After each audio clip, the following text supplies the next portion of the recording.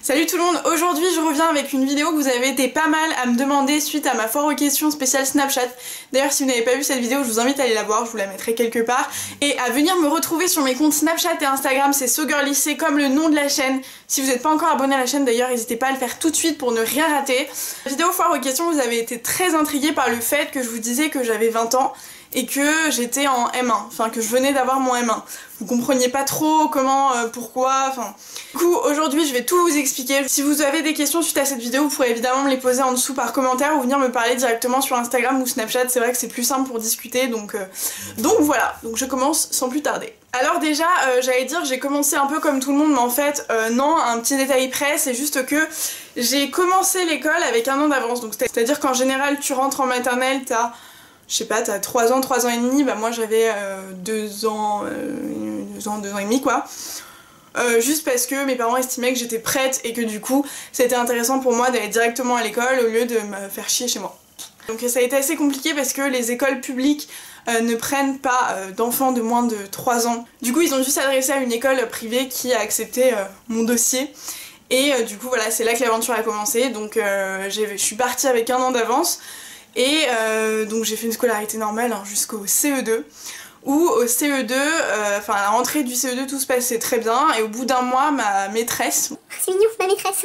Ma maîtresse a convoqué mes parents en fait pour leur expliquer qu'elle trouvait que je m'ennuyais un peu en cours parce que en fait j'allais trop vite, que par rapport au rythme des autres élèves, elle sentait que j'avais entre guillemets une longueur d'avance, ça fait ultra arrogant. Et il faut vraiment pas que vous le preniez dans ce sens, c'est plutôt que j'avais vraiment des grosses facilités, qu'elle le sentait et qu'elle sentait que c'était pas intéressant pour moi d'évoluer à ce rythme, tout simplement. Et donc du coup elle leur a demandé si ils jugeraient intéressant que je passe une classe. Et du coup bah eux ils ont beaucoup réfléchi. Aujourd'hui j'en discute avec ma mère qui me dit que ça a été un choix assez difficile. Pour des parents c'est pas toujours facile de savoir si sauter une classe c'est la meilleure des choses parce que ok c'est flatteur, ok ton enfant est intelligent entre guillemets, mais d'un point de vue plus social, ça va peut-être être compliqué de s'adapter, ça peut peut-être poser des questions au niveau du rejet, on sait qu'il y a beaucoup de discrimination à l'école et ce genre de trucs, donc est-ce que je vais être acceptée, est-ce que je vais m'adapter, est-ce que ça va pas être trop difficile sur le long terme, ce genre de trucs. Et puis au final ils ont pris la décision de me laisser passer de classe et donc du coup je suis passée en CM1 directement. Donc à partir de ce moment-là, j'avais 2 ans d'avance sur les autres, mais j'avais finalement 2 ans de moins que tout le monde. Donc pour être tout à fait honnête, ça se voyait pas physiquement parce que j'ai toujours été une petite fille assez développée par rapport à son âge, genre je suis relativement grande, je suis pas du tout mince, enfin je suis pas du tout maigre ou quoi que ce soit, donc j'ai toujours eu une corpulence entre guillemets normale, mais du coup de jeune femme quoi, donc du coup au niveau du physique ça se voyait pas. Donc du coup déjà ça m'a aidé parce que du coup il y avait pas, vous savez quand on est petit, enfin quand on est en primaire ou même au collège on est hyper méchant, je pense que c'est la période de notre vie où on est les plus cruels et où tu vas juger tout le monde sur des trucs hyper cons et où tu ne passes pas par 4 chemins et où t'es vraiment méchant parfois, enfin moi en tout cas je l'ai vécu, je pense que tout le monde l'a vécu, où t'es méchant mais gratuitement quoi. Et du coup bah ça m'a aidé à pas me prendre trop de remarques dans la gueule, et le fait que physiquement ça se voit pas, les gens se posaient pas de questions en fait. Donc à ce niveau là ça allait, donc j'ai avancé comme ça jusqu'en 5ème, où en 5ème on a commencé à se poser des questions sur mon âge, où les gens commençaient à se dire attends mais t'as 10 ans, t'es en 5ème, genre y'a un petit problème en fait, enfin tu vois nous on est tous des grands, on est tous 12, 13 ans et toi t'as 10 ans, genre t'es un bébé quoi. Et donc là ça commence à être difficile, tu commences à... Déjà t'es dans une période de ta vie pas facile du tout parce que c'est l'adolescence, t'as des super bonnes notes, parce que franchement ouais j'avais des très bonnes notes, j'avais des bons résultats, bon vous l'aurez compris j'ai toujours été entre guillemets une élève un peu modèle, je sais pas trop si c'est le mot, mais genre j'ai toujours été hyper assidue, hyper sérieuse et j'ai toujours fait ce qu'il fallait faire quoi. Et du coup c'est pas facile de se faire juger par les autres alors qu'en fait finalement toi tu te sens pas tellement différente, toi t'es juste là où tu dois être. Parce que clairement moi je me sentais pile poil à ma place, je me serais pas vue évoluer avec des gens plus jeunes, enfin pas plus jeunes parce qu'au final des gens qui auraient mon âge. Je me suis toujours sentie évoluer avec les gens avec lesquels j'étais quoi, donc les gens qui avaient 2 ou 3 ans de plus. J'ai grandi super vite, j'ai chopé leur maturité en même temps qu'eux, même parfois peut-être plus rapidement, donc du coup c'est hyper dur de se prendre des remarques dans la gueule du genre mais t'es un bébé machin, alors que finalement toi t'es là genre mais mais qui es-tu déjà pour me dire ça? Et puis en plus, pas du tout, enfin y a rien qui change, on est pareil et tout, donc c'est pas facile. Et à partir de ce moment-là, j'ai commencé à me dire que mon âge, c'était un handicap, en fait. Enfin, un handicap, c'est un grand mot, mais que c'était une punition presque, en fait, que pourquoi, en fait, juste parce que j'avais des facilités et que du coup on m'avait permis d'avancer plus vite, bah pourquoi ça devrait me pénaliser, pourquoi les gens devraient être méchants avec moi pour ça? Franchement, ça pourrait être l'objet d'une toute autre vidéo parce que je pourrais vous parler de ça pendant 60 minutes je pense, donc dites-moi si ce genre de truc vous intéresse. Je sais que l'audience qui visionne mes vidéos est relativement jeune, donc ça pourrait éventuellement être un sujet intéressant de parler de ça, de toutes ces difficultés à l'école, etc. Dites-moi si c'est quelque chose qui vous parlerait ou pas. Mais c'est pas le sujet de cette vidéo, donc on va vite passer. Mais en gros, à partir de la 5ème, il y a des choses qui ont changé dans ma tête, qui ont fait que je suis devenue bouclier humain, genre. Et du coup, à partir de ce moment-là, j'étais mais genre focus sur moi, sur mon travail, sur ce qu'il fallait que je fasse pour y arriver.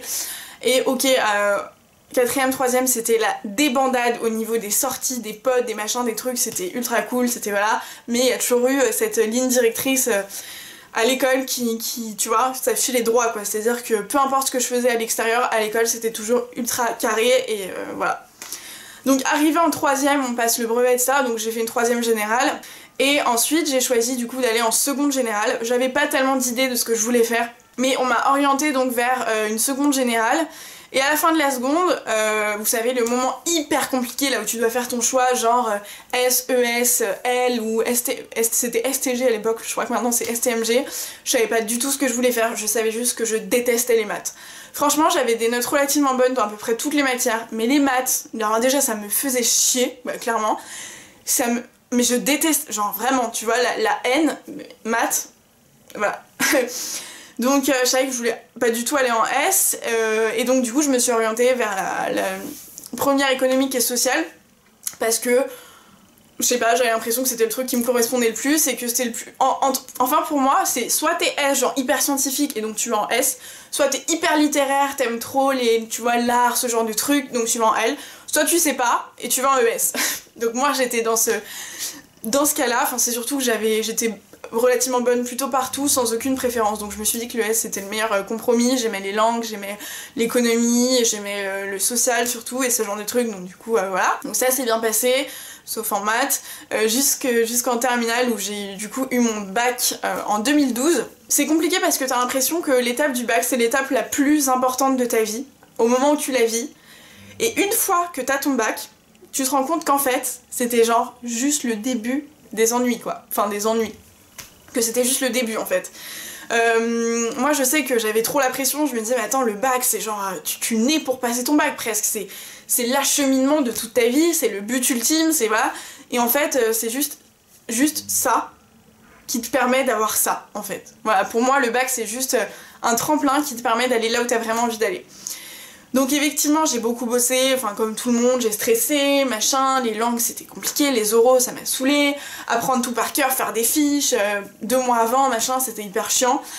Mais une fois que c'est passé, voilà, j'étais bien contente. Donc j'ai eu mon bac, suite à ça, j'ai hésité entre 2 choses.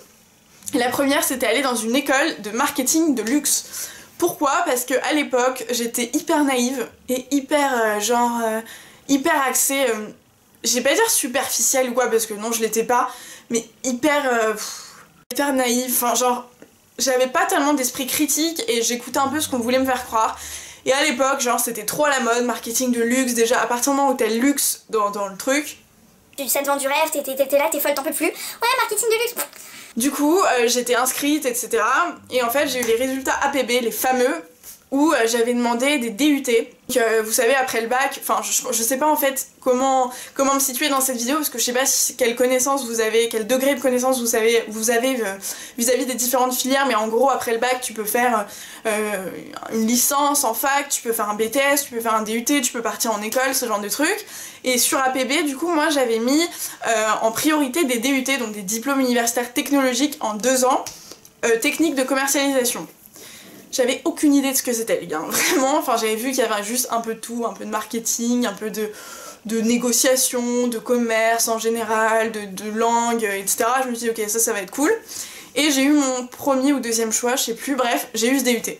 Arrivé après mon bac ou un peu avant, je me rappelle plus des délais, j'avais ces deux choix. J'étais inscrite à l'école d'un côté et de l'autre côté, j'avais mon DUT. Il a fallu se dire, Karine, qu'est-ce que tu fais? Tu vas où? L'école est payante, le DUT est gratuit, mais l'école te fait rêver, le DUT tu sais pas trop. Qu'est-ce que tu fais? Me demandez pas pourquoi, j'ai choisi ça, je suis partie vers le DUT et c'est franchement l'une des meilleures décisions que j'ai faites de ma vie. J'étais inscrite à l'école, j'avais déjà commencé presque à payer je crois, et finalement je me suis orientée vers le DUT et ça a été les 2 années extraordinaires. Non seulement parce que le DUT c'est une formation hyper intéressante qui m'a énormément appris et je pense que si j'avais pas fait de DUT, bah clairement c'est pas je pense, je serais pas là où j'en suis aujourd'hui parce que c'est tellement riche en enseignement, c'est tellement riche en tout en fait, riche en enseignement au niveau de la formation, au niveau plus scolaire, puis riche en enseignement un peu au niveau pro aussi parce que ça commence à te mettre un peu dans le bain, riche en enseignement aussi au niveau social parce que c'est là où tu commences à découvrir de nouvelles personnes, ce genre de trucs. Et enfin c'était vraiment génial et donc au final je regrette vraiment pas ce choix qui a été très difficile comme tous les autres choix que j'ai dû faire après mais qui correspondait 1 milliard de fois plus que l'école de luxe machin. Donc pendant ces 2 années à l'IUT j'ai appris pas mal de trucs sur le marketing dans son ensemble, marketing direct, marketing opérationnel, marketing tout ce que tu veux, marketing e-marketing, ça a été mon cours préféré d'ailleurs, gestion de projet, négociation, comptabilité, mon dieu c'était horrible, enfin bref, tout un tas de trucs, bien sûr les langues etc. Et franchement j'ai kiffé. C'était mes 2 années canonissimes, c'était hyper intéressant et surtout ça te permet de comprendre en fait ce que t'aimes et ce que t'aimes pas. C'est tout con mais tout le monde a tendance à croire que en gros tu sors de ton bac ou même avant, bam tu sais ce que tu veux faire, c'est bon, tu veux être médecin parce que ton père est médecin, tu veux être... Alors moi c'est pas du tout mon cas donc je savais pas ce que je voulais et ça m'a permis de comprendre ce que j'aimais pas du tout et ce que j'aimais et ce que j'avais envie de développer. Donc déjà quand tu sors de ton bac c'est déjà oufissime d'en apprendre plus sur toi, sur ce que t'aimes et sur ce que t'as envie de faire, donc c'est un peu l'objectif. Et clairement moi ça m'a réussi, je me suis rendu compte que le marketing dans son ensemble c'est quelque chose qui me plaisait mais pas tous les types de marketing, que le marketing, l'e-marketing, donc le marketing sur internet, le marketing digital, c'était quelque chose qui m'intéressait tout particulièrement. Donc j'ai fait des stages, enfin j'ai fait un stage dans cet univers qui a conforté mon idée de continuer là-dedans. Et suite à ça je voulais entrer en école de commerce mais je me suis dit Karine, l'argent ça tombe pas comme ça là, des arbres, donc réfléchis bien. Et au final je me suis dit non, je peux encore grappiller une année, l'école je le garde pour le master, si je peux encore faire un truc gratos, je le fais. Sauf que c'était un petit peu tard et qu'il restait plus grand chose et que du coup j'ai dû aller un peu là où on me prenait entre guillemets. Et donc bon c'était pas non plus par dépit parce que c'est une excellente licence, si on aime ce genre de truc c'est une excellente licence, j'ai fait une licence en sciences de gestion, une licence 3. Donc en gros là à la fin de mon DUT en 2014 j'étais en bac plus 2, donc j'ai eu mon DUT en 2014, bac plus 2, et puis j'ai intégré en 2014-2015 une licence 3 pour avoir un bac plus 3. Donc licence 3 en sciences de gestion. Alors sur le site internet, il disait qu'en gros ça t'apprenait les trucs, il y a des enseignements un peu généraux sur la gestion dans son ensemble, sauf que pour moi c'était genre les enseignements généraux, globaux, un peu comme à l'IUT, où donc en gros c'était la continuité, mais pas du tout. C'était tout ce que je détestais. Comptabilité, finance, gestion des investissements, finance d'entreprise, contrôle de gestion.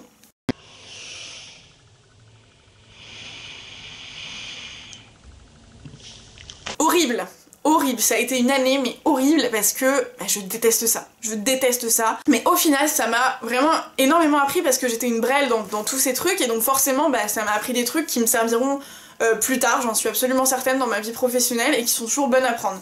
Donc disons que c'était une année qui a complété un peu mon cursus et qui m'a appris de nouveaux trucs mais qui m'a confortée dans l'idée que c'était pas ça que je voulais faire. À côté de ça, j'avais toujours des petites activités, des petits projets qui avaient toujours un lien plus ou moins direct avec le monde d'internet, les réseaux sociaux et ce genre de trucs en général. Donc à la fin de l'année de licence, j'ai préparé mes concours pour entrer en école de commerce. Enfin, à la fin de l'année de licence, je crois que c'était entre janvier et mars que j'ai bossé ça. Et en mars, c'était les concours pour entrer en école de commerce. Donc j'ai passé les concours et j'ai intégré l'école que je voulais intégrer, donc qui est sur Bordeaux, qui est toujours sur Bordeaux, mais bon là j'y suis plus, mais j'ai intégré l'école... J'ai eu ma licence, les gars, c'est hyper important, j'ai oublié de vous le dire, mais j'ai eu ma licence, ça a été compliqué parce que très difficile, mais j'ai eu ma licence. Et je trouve ça dingue parce que clairement c'était pas du tout mon truc, et c'était... les chiffres et tout, franchement il faut vraiment aimer pour s'y plonger et tout, et pour autant ça s'est finalement plutôt bien passé à la fin. J'ai eu mon diplôme, donc c'est le principal. En septembre 2015, putain. Putain, j'ai l'impression d'avoir 60 ans. En septembre 2015, j'ai intégré du coup l'école que je voulais intégrer en Master 1. Et en fait, je voulais intégrer cette école particulièrement parce qu'ils avaient un parcours dédié en fait au marketing digital, au business connecté dans son ensemble, et c'est quelque chose qui m'intéressait, que j'avais déjà commencé à apprendre et sur lequel j'avais vraiment envie d'approfondir mes connaissances, donc du coup j'ai intégré l'école. Et je pense qu'aussi qu'avec le DUT ça a été l'une des meilleures décisions de ma vie parce que ça m'a tellement plu, c'était tellement riche, hyper dense en enseignement, mais c'était franchement j'aurais pas pu rêver mieux comme formation en fait. Ça m'a appris des tas de trucs hyper intéressants, hyper techniques, mais hyper larges. J'ai assimilé un tas de jus de cerveau de tous mes professeurs pendant cette année que en fait je suis sortie de là, j'avais le cerveau mais énorme et j'avais appris un tas de trucs qui allaient me servir forcément. Il s'est avéré qu'en fait sur le marché professionnel entre guillemets, ce genre de formation et ce genre de cursus plaisent énormément. Donc c'était forcément une énorme valeur ajoutée, donc non seulement ça me plaisait, non seulement c'était hyper intéressant, hyper riche et hyper prometteur, et en plus de ça, ça allait me servir. J'ai eu mon Master 1 à la fin de l'année scolaire dernière, donc en juin 2016, donc ça fait quelques mois là que j'ai mon Master 1, et j'ai décidé de faire une année de césure. Donc pour celles qui ne savent pas, une année de césure c'est une année entre ton Master 1 et ton Master 2, où en gros t'es plus à l'école, t'es toujours scolarisé, mais en gros t'es dans la vie professionnelle et en gros tu vas faire des stages. Des stages qui vont t'apprendre du coup à mettre en pratique ce que t'as vu à l'école, et donc moi je travaille dans le média, comme je l'ai dit dans mon autre vidéo, dans le média digital. Ça me plaît vraiment énormément, vraiment je suis absolument certaine que c'est ce que je veux faire, et je pense que c'est le rêve pour quelqu'un qui a à 20 ans, savoir ce que tu veux faire et savoir comment y arriver. Je pense que franchement il n'y a pas plus stimulant comme truc.